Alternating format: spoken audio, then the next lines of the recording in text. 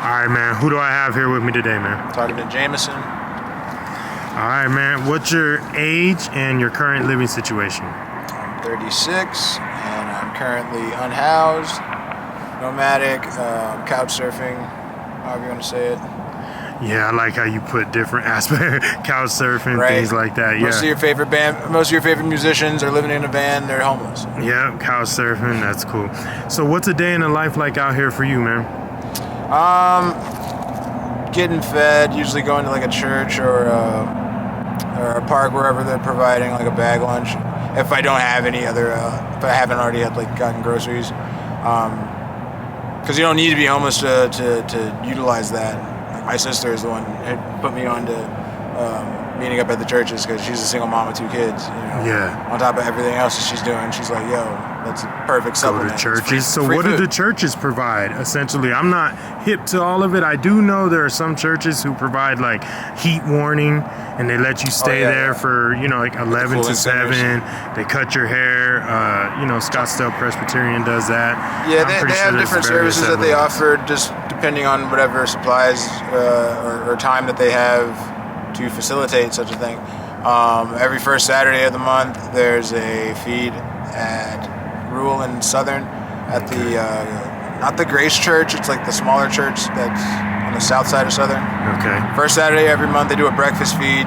They start at noon, and then I think they actually serve a lunch that starts around like early, like 4, early evening, something like that. That's good. You can go. It's usually like pancakes, eggs, biscuits, gravy. It's awesome. It's warm. Man, that's cooked amazing, food. man. Everybody that they have volunteering there is super nice. You can take a shower there. See, that's awesome. Sometimes they have the people doing haircuts. You can do a load of laundry. If See, a lot of that's people show up, amazing. Yeah. everybody won't be able to utilize that because then they have people there all day. Of course. And the church has to be a church at some point. They got to get back to doing Regular what they normally services, do. right?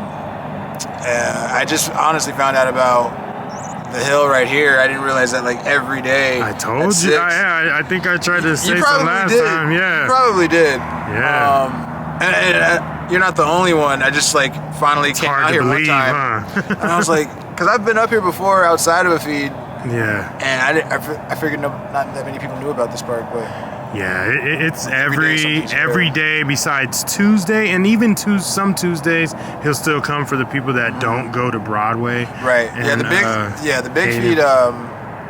That's usually the selling point right there, or the selling ticket right there. Yeah, you can get phones and things of that nature. I mean, it's actually pretty good. I mean, from the outside looking in, for someone like me or people who don't understand, you would think, I mean, definitely in Tempe, there's a lot of resources from what I can see out here to help people who are displaced and homeless. But on the back end or backhand of that statement there's, urban camping. I mean, How do you feel about that? And have you seen any people distressed or moving essentially because of that? I mean, yeah, it's always movement. Even before they even passed that Law. Yeah, before they even passed that earlier this year, like, it's always difficult to try and like be out here and like staying like in a spot. Yeah. In motion, so many things can go unnoticed, but then that's just like the pressure on you to never get an opportunity to stand on your 2 feet and like build yourself out of it, other than taking the very specific motions that they want you to go under. So it's like, if you're in motion, you got to do what their motion is requiring to build on it, because they can't just let it seems as if you're not allowed to just like you can't just like fish off the land and not pay anything back. You can't poach in the King's Woods. 100%, yeah. Anything that you're earning on the land under legislation of whoever your leader or lieges are has to go back to them. They have to be able to account for it. And it's understandable. It's like, if you wouldn't want your kids selling lemonade out of your house without you knowing something about it at least. Otherwise, knowing, it's like, nah, we can't be doing this. Like, you made how much? Yeah. You selling gum at school? Oh, like, you made hold on. 100,000. This Yeah. could be a problem. And on the one hand, it's like, you're probably proud for your kids for taking the initiative, but 100%, yeah. you have the ability to interact with it hands-on and modulate it or whatever. And so much of Tempe is so hands-off. It's so third-party. Like, most of the people that you pay anything to are faceless entities that don't even live here. They don't even know shit's happening until they check the notifications wherever they're at. 100%, man. So many houses here are owned by people in like other countries, and they just collect the rent. Yeah. Because it's a good place to fucking collect rent, because people are always moving in. 100%, man. They don't have to live here. They're like, Yeah. oh, I would never live there, but like that's where people are going. Let's own some of that, and then reap the rewards. Airbnbs, they say it's a big problem out here. And those are the people who are going to be on the books or on the record as like, oh, okay, like contributors or fucking patrons or whatever to whatever causes. So when it comes to things being voted on or funding being provided for certain things, like who builds bus stops that don't have benches, like bigger benches? Who builds bus stops without shades? Who builds structures without having trash cans available? Or what about bus stops with poles in the middle so you can't lay across them? You know what I'm saying? Like what if I want to put my bag here or something, or I got my kids, or you know, God forbid my situation just doesn't happen to fit into what your ideal, situation would be. Man. Trump just said something recently like, oh, what we plan on doing in Gaza Strip, it's like by the time we're done there, nobody's going to want to live there. What the fuck is that supposed to mean? Like, that's pretty... Like, that doesn't sound good to anybody. Nobody's going to want to live there? What are y'all going to do? Yeah, that's to scary. solve the problem. Yeah, you know what I mean? that's So, pretty like, scary. don't just throw away, don't just love me from a distance and be like, oh, why don't you come right? It's like, or why don't you visit? It's like, you keep increasing the distance it takes for me to actually get there, meet with you and talk to you and yes, you know, make it relatable to you. And shame on me if I don't, you know? Yeah, that's awful, man. Yeah, that was a good outtake on that. How do you feel about Austin and Arizona Hug suing Tempe for, you know, the food code? They have a food code where you can't feed anyone who's homeless. And I think that's despicable. You know, I don't think that's fair. I don't think that's right. And, shout out to him for suing. And I think him and Jane are. Sure. Yeah, they're, and I think one other person, I don't know his or her name, but they're suing, man. And I think it goes unsaid. Like, if I want to help somebody who, is unhoused or don't have the financial ability to eat, and I feel like I want to buy them McDonald's, I should be able to. I don't think there's anything wrong with that or any discrepancy. Because if anything, like, if you're not gonna, and maybe they are super forthright about it, because I would have to have actually attended any of the meetings or hearings that they have for it to know whether or not they speak up on it. But ultimately, it's like, if the only thing I can think of to give them the benefit of the doubt, City of Tempe, that is like that, like they're probably just leaving that available to where people can apply for the grant to do that. Yeah, so he applied, but I think where lies the problem, I'm not sure, don't quote me or whatever, but he applied essentially and then continued to feed while the application was being reviewed. And so thus he racked up like 32 violations and got arrested, etc., and then now came the lawsuit. Right. And you know, you do your due diligence as best as you can. It's just unfortunate in a lot of moments that you even have to do that much to just do something so simple. Crazy, right? It's like, yeah, why should I have to get ink and paper and fucking duplicate, triplicate, signed, stamped, notarized forms just so I can make the decision? After a while, it starts to seem or feel a little un-American, and 100%, or at least a diversion of the norm. And so that's like I was saying, if they already talked about this concern or addressed that, what I consider to be an issue with it, if they've addressed that, then people are getting into what they knew they were going to get into. But the most people around on a common level, homeless or otherwise, I'd wager, aren't aware that it's like that. True. Like the fact that the fucking park rangers are pretty much second only to the Tempe police out here. They pretty much have the same exact strength and jurisdiction as Tempe police. Yeah, that's awful. In parks, they are just as authoritative as the police are outside of parks. So, and people don't realize that. So they'll just, do something that they think they're in the rights to do and then suffer the full weight of the penalty of it. Because it's like, oh, you didn't tell me it was like that. Like, I didn't know that's the guy. Yeah, really. I got so much other things going on. But why does that have to be like that in the first place? Like, true. It's ever like an innocent thing. I could see if we had like an issue of like people trying to profit off of it or like extort a certain like group of people from that, but like because it could lead to that in some instances, and so out of a means to protect the people, they're like, we got to make sure we can officiate it and whatnot. But it just seems like it's just a way to ensure that they can reap and grab and benefit from it, and anyone else attempting to, well, you got to be on our side of the line to do that. Yeah, crazy. We're gonna buy all the trees. Yeah. And anything outside of the tree, y'all can pick from that if you want to, but we're gonna buy all these. You need to buy a permit so I can feed and help people who are and that time less people fortunate. have starved already, and the time it takes to process, shit's running late, human error, like all types of things. They're still trying to process back up COVID fucking unemployment shit. You know what I mean? Sir. Yep. It's sad, man, to say the least. And I don't know how much of that you gathered earlier when I was showing you the Goon Squad. Oh, yeah. Rangers in Mesa. They're beating up black people and doing unlawful things to homeless people. Isn't that marginalized crazy? people in general, whether, unless you're a student out here, like, there's like the high, because there's a lot of students here that come here from other countries for an education, which is awesome. But and I'm sure that gets that degree of whatever animosity or pushback.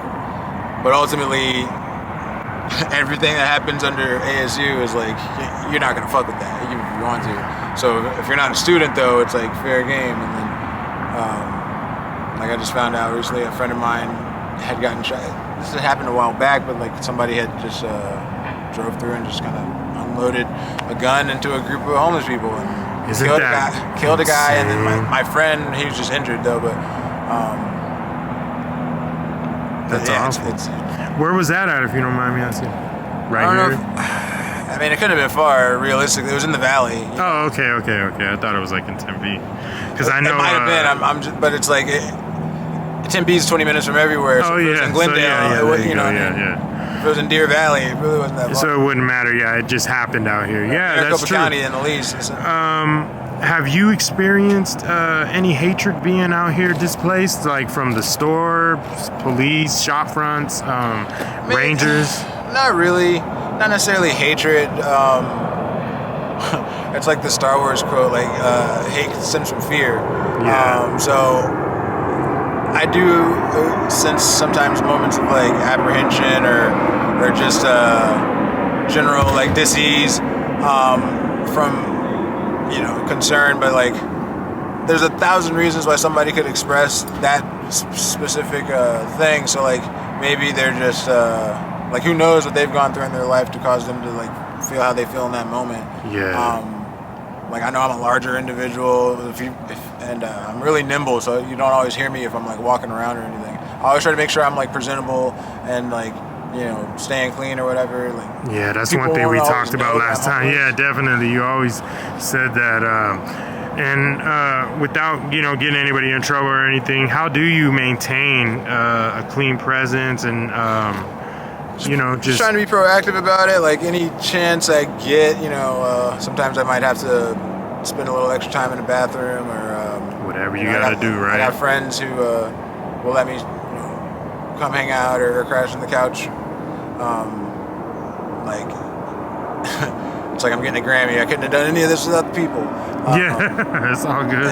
And that's even if I wasn't unhoused, I would probably still have to like interact with some aspect of that. Like I grew up going to church, which is very community oriented, and you never expect that you're going to have to be in a position in your life where you can't be as self-sufficient as you had imagined. But even if you were fully self-sufficient, you still, hey man, let me borrow a couple $100. You know what I'm saying? Like, it happens all the time. Man, you hit the nail on the head, buddy. Straight up. Nobody's exempt from it at every aspect of society. Glad you said that. That's why there's words for this, because these are, and that's why Things there's already like responses for this. yes. This is like just like a norm of any society after It's a norm. You're gonna have people that don't want to just do what they're being told to do. They want to feel like, they still want to at least feel like I have the ability to express the free will that God gave me to do something that I think I'm doing with good intention. I'm not hurting nobody, so why shouldn't I feel like I'm okay doing this? And no amount of paper and ink you could write to show me, no amount of fucking animosity or pressure you want to put against me is not going to take away that feeling from me. I might acquiesce begrudgingly and then proceed to have a bitter taste in my mouth every day from that point, because I'm afraid of the consequences. But then that fear is going to extend to hate.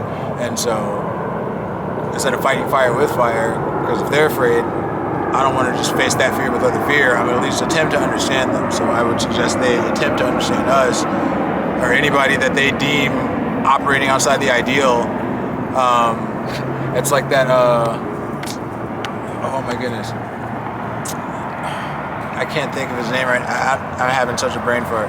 It's all good. Famous black author. Jesus Christ. But either way, he gave a dissertation about an issue similar to this. But basically, he was equating it to your base of reality.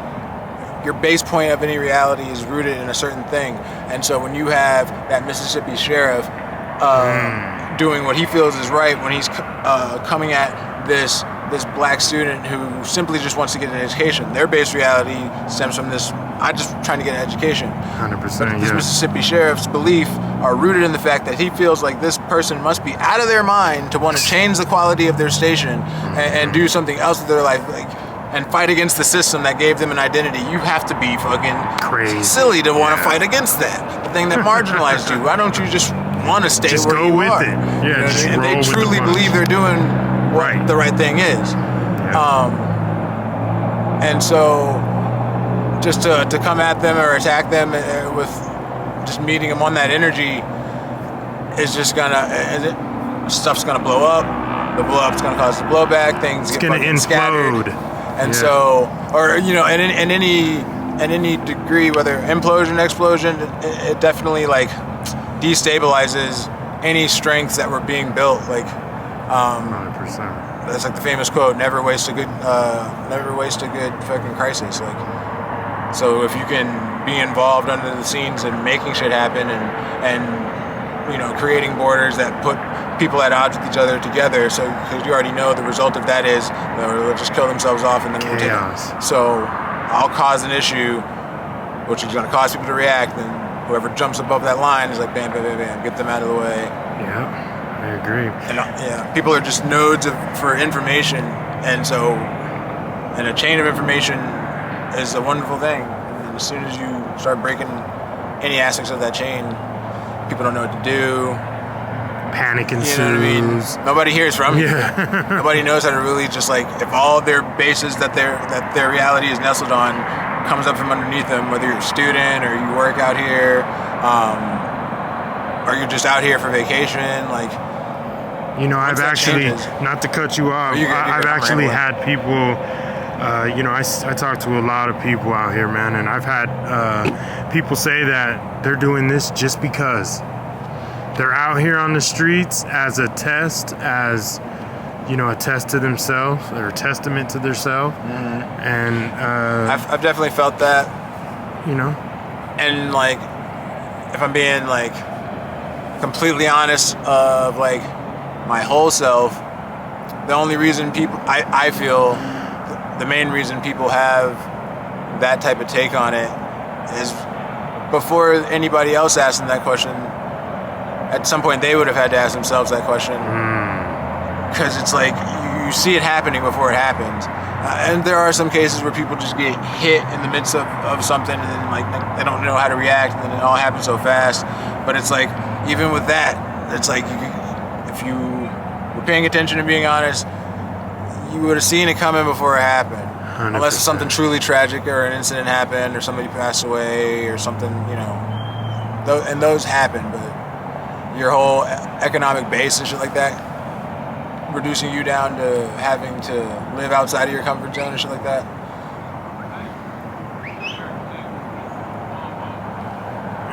You could call it a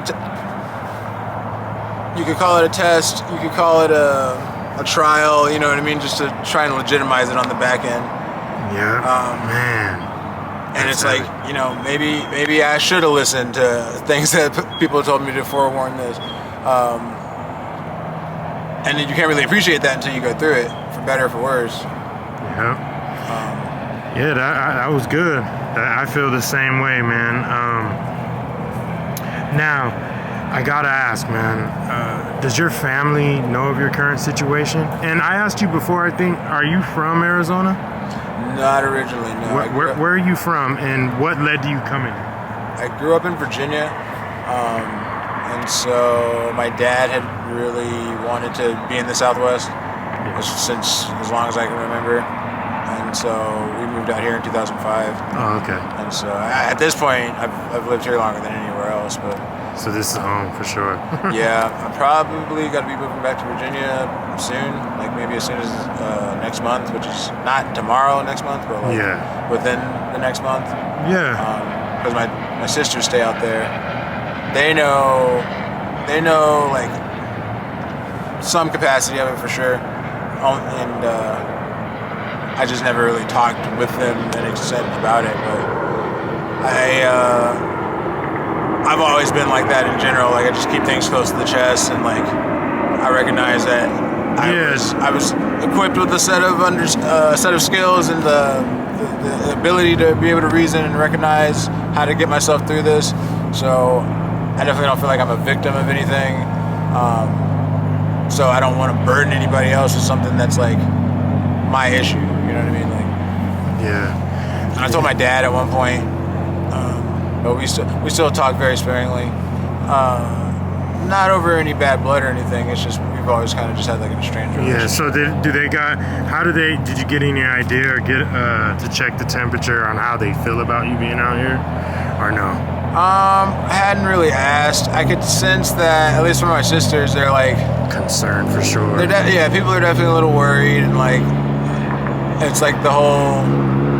It's funny. It actually seems like they're being more mindful and like sensitive with how they will approach interacting with me now than ever before in my life. Wow. Which is like. Yeah. It's cool, but at the same time, it's like, oh, don't try to miss me now. Don't have pity on me, like whatever. Like, keep it up. Like, if you would have gave me whoopings for being hard-headed, and then for 20 years down the line, here I am, standing on the streets or whatever, standing on other people's couches. It's like, oh, you okay? It's like, oh, okay, and it's fine. Like I said, I know it comes from a place of love, and they can only act within their degree of understanding. 100%. But I put that distance there because it's like, if you're gonna understand me, like be able to show me that you can do it without having like any other bias upon it. Like don't just hear what I'm saying and then immediately translate it as to like, oh, so yeah, he's really saying this. It's like, no, I said to you what I said, and I'm doing what I'm doing. Don't assume I'm doing anything less than what you saw or what you heard from me. Anything outside of that, if you're operating off of what somebody told you or what you heard somebody else showed or saw, then you're liable to build it and paint that in any coat. And now you're going to approach me with that extra detail on it that's not even necessary. I don't even want to like validate that, or you know what I mean. If that's your fantasy on your side of the head, know that that's you who's doing that extra. That's not me. That was never 100%. me. Whatever that was. Whatever caused you to feel like you have to approach me apprehensively all of a sudden now is all in your head. So, maybe be concerned about where you're at. So to where you can't even talk to your own son or your own brother or whatever, cousin, whatever my relationship to you was. If you feel you gotta approach me with kid gloves when you never seemed to care before or even did, you know what I mean? Like, yeah. And last but not least, man, I gotta ask, where do you see yourself, man, in the next 5 years, if you can think out that far, man? I see myself playing music again. If not, putting some good strides down towards some type of like either some type of hospitality concept. Like Man, a restaurant I or think you a food said truck or that. something. Yeah, you were saying something about that, man. That's awesome, man. Well, man, I told you I didn't want to keep you too long. I'm at 25 minutes, man. I just want to thank you so much, man, for your time. It's always a pleasure, bro, and it definitely was good to see you, man. You dropped some gems on here and gave me some game, man. I appreciate it. It's always good talking to someone who's an intellectual, man. You know, iron sharpens iron. And it was a blessing, man, to have you on here, man. Hopefully next time I see you, I can get an update before you leave to Virginia. I would appreciate that. Like I said, I follow your account, so I can definitely like shoot you a message. Man, yeah, please. I'm always here, so I'll definitely see you. Definitely since you be up here more often and stuff, man. Thank you so much. And next time I see you, hopefully it could be a hand-up situation. And you're doing better than you are now, bro. For sure. Thank you so much, my man. Yeah.